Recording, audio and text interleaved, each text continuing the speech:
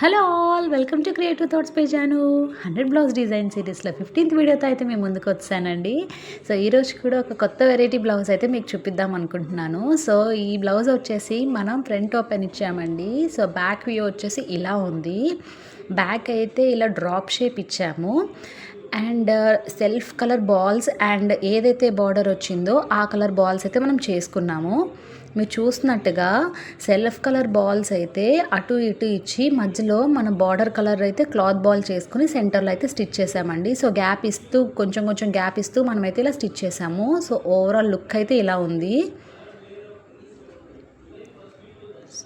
చూడడానికి చాలా బాగుందండి. ఫినిషింగ్ కూడా చాలా నీట్గా వచ్చింది.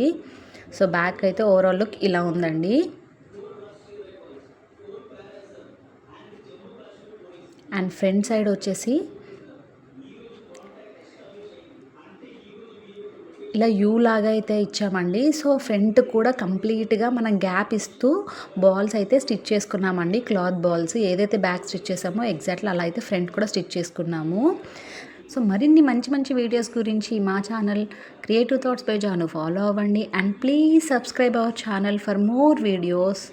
Thank you for watching. I hope you like it.